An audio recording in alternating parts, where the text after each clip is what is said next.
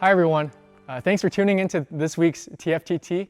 Over the course of this week's Truth for Troubled Times, we'll be spending some time walking through a psalm together. One of the reasons why we want to consider the Psalms together this week is because Psalms are poems that paint pictures of what a genuine relationship with God looks like. And what we come to find in the Psalms is that this relationship often looks messy, not put together.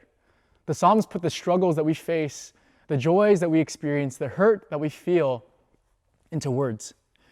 And it's here in the Psalms that we are given a range of virtues and emotions that the Old Testament believers expressed before the living God. Joy, hope, trust, fear, worry, doubt, anxiety, the stuff of everyday life. While the posture that all of us face and must have before God is humility, it authorizes us to speak with God in ways that allow us to be genuine, desperate, and needy without letting our fear and worries become self-destructive. The Psalms give us a language of faith for reaching out to the living God. And so today, I want to briefly walk us through Psalm 131, because I believe it is a timely psalm to consider. Psalm 131 is about contentment. You know, contentment seems to be one of the most elusive things to find right now during COVID-19. The search for contentment is like the search for toilet paper. In fact, it's almost insensitive to talk about contentment, as if the reason we aren't content in the first place is because we haven't looked hard enough for it. And on top of that, looking for contentment is like asking, can anyone be content in the middle of Torrance Costco right now? How can anyone be content with the way the world is right now? With COVID-19 exacerbating life's pre-existing difficulties, with people getting furloughed or losing their jobs, with people losing their loved ones. And this is what makes, actually, Psalm 131 a helpful guide to contentment. The reason why is because it's realistic and not detached from life's trouble and worries. It does not offer instantaneous solutions. There are no quick fixes in Psalm 131. And it shows us that contentment can be found even in the most harrowing of circumstances. And so I want to turn our attention to Psalm 131. This is what it says: a song of ascents of David. O Lord, my heart is not lifted up. My eyes are not raised too high. I do not occupy myself with things too great and too marvelous for me. But I have calmed and quieted my soul. Like a weaned child with its mother, like a weaned child is my soul within me. O Israel, hope in the Lord from this time forth and forevermore. Now, the subscript tells us that Psalm 131 is written by David, which is what makes the content of this psalm both surprising and especially worth listening to. If anyone knew how difficult life was, it was David. Over the course of his life, David would face pressure from all sides: threats of death, homelessness, betrayal, besetting sin, and loss. But David was also best known as the greatest king of Israel's history. He managed and led God's people. If anyone knew the demand of responsibilities, the busyness of deadlines, and the stress of taking care of others, it was David. David's external life was surely chaotic and hectic. And yet in the first one he says, O Lord, my heart is not lifted up. My eyes are not raised too high. I do not occupy myself with things too great and too marvelous for me. As great as his kingdom and his reign was, David knew his place in the vast expanse of God's universe. By not lifting up his heart, by not raising his eyes too high, by not occupying himself with things too great and too marvelous, David was simply recognizing that he was not the king of the universe. He was not in control. God was. And for him, the recognition of his human limitations freed him. You know, it's taken a pandemic and all economy to come to a screeching halt for us to realize that the world turns not on our hands, but on his. Coronavirus makes us realize that even our daily bread is a gift from God that we don't control. We don't know when empty shelves will be restocked. We don't know when we'll be able to see our friends again. But when we recognize that God runs the show, it brings a calming sanity to our souls despite our surrounding insanity.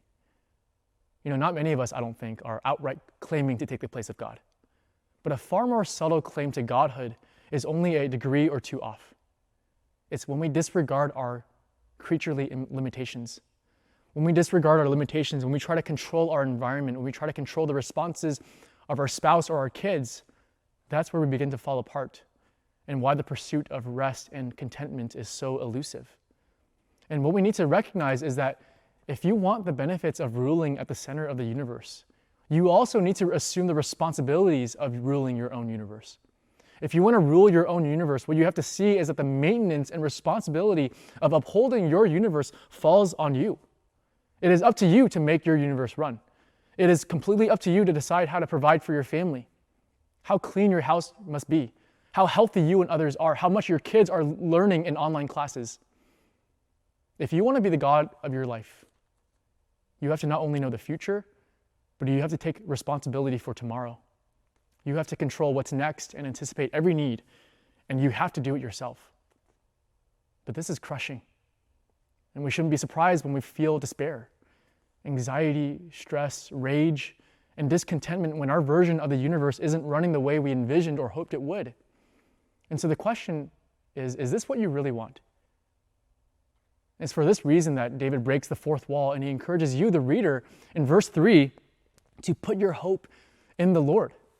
In Matthew 11, when Jesus says, "My yoke is easy and my burden is light," it wasn't a promise to relieve all of the necessary burdens of the Christian life. It was a promise to relieve all the unnecessary burdens that we place upon ourselves as we step out of bounds and try to be our own kings and queens. The rest that Jesus promises is the rest that frees us from trying to be God. If you're not experiencing his rest, if you're weighed down and feeling tired and resentful even of the Christian life, you must ask yourself whether you're actually resting under his yoke or under your own. If you're feeling burdened and heavy laden, you must question whether you're as humbly submitted to him as you believe yourself to be.